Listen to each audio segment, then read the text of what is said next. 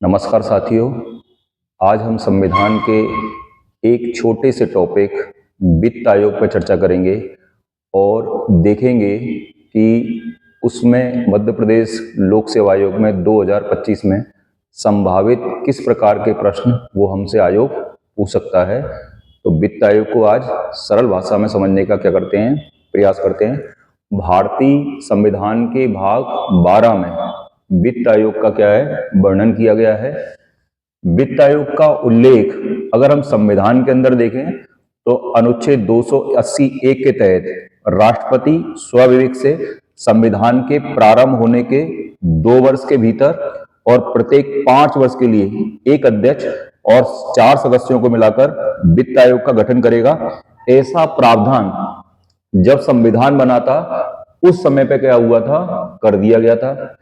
वित्त आयोग कैसी संस्था है? तो वित्त आयोग परामर्शदात्री संस्था है, यानी वित्त से संबंधित मामलों पे वित्त आयोग केवल परामर्श देगा। सरकार उस सिफारिश को मानेगी या नहीं मानेगी ये सरकार की जिम्मेदारी है।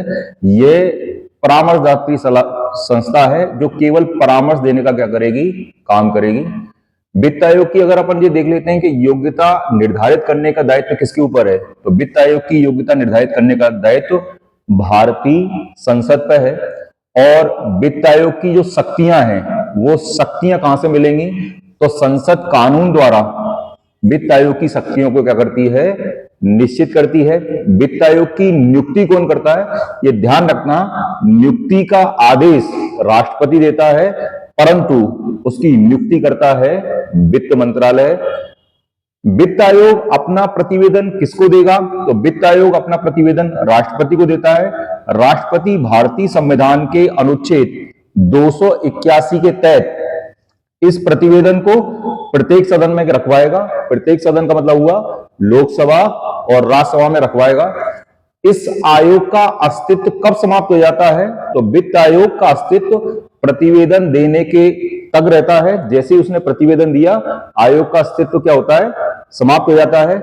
इसकी सिफारिशें कैसी हैं, मैंने पहले ही बताया आपको कि आयोग की सिफारिशें बाध्यकारी नहीं है, यानी माने तो ठीक और नहीं माने तो ठीक। अगर हम आयोग की योग्यता पर चर्चा करें तो आयोग एक अध्यक्ष और 4 सदस्य होते हैं। वित्त आयोग के अध्यक्ष ऐसे व्यक्ति को बनाया जाएगा जिसे सार्वजनिक कार्यों का लंबा अनुभव हो। सार्वजनिक कार्यों का लंबा अनुभव हो यानी सार्वजनिक जीवन से आया हुआ हो।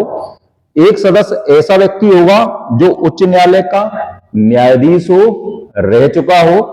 एक सदस्य ऐसा व्यक्ति बनाया जाएगा जिसे वित्त और लेखों का क्या हो, लंबा अनुभव रहा हो। एक सदस्य वित्तीय मामलों और प्रशासन का जानकार हो और एक सदस्य अर्थशास्त्री हो।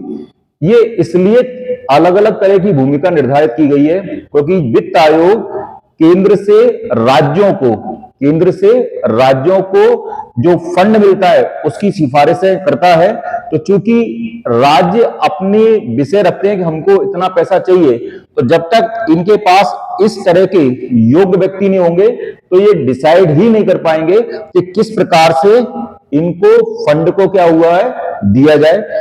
जैसे वित्त आयोग के कार्य के बारे में देखते हैं तो संघ व राज्यों के बीच करों के बंटवारे के बारे में, मतलब जो कर हैं उनके बंटवारे के बारे में क्या करता है आयोग, सिफारिश करता है। भारत की संचित निधि से राज्यों को दिए गए अनुदान सहायता के संबंध में अपनाए जाने वाले जो सिद्धांत होते हैं उस पर वित्त आयोग क्या करता है, सिफारिश करता है। भारत सरकार द्वारा कोई समझौता, करार, उपबंध को चालू रखने के बारे में सिफारिश करता है। के अलावा भारत के राष्ट्रपति द्वारा सौंपा गया कोई कार्य होता है उसको भी वित्त आयोग क्या करता है, संपन्न करता है। वित्त आयोग को अगर हम देखें तो प्रथम वित्त आयोग की अध्यक्षता 1951 में केसी नियोगी की अध्यक्षता में की गई थी। अभी तक जो वित्त आयोग है वो 16 वित्त आयोग का गठन हो चुका है। 14वें वित्त आयोग के अध्यक्ष वाई रेड्डी थे, 15वें वित्त आयोग के अध्यक्ष एन.के. सिंह थे और 16वें वित्त आयोग के अध्यक्ष अरविंद पंगड़िया हैं। और इनका इस आयोग का गठन 31 दिसंबर 2023 को किया गया।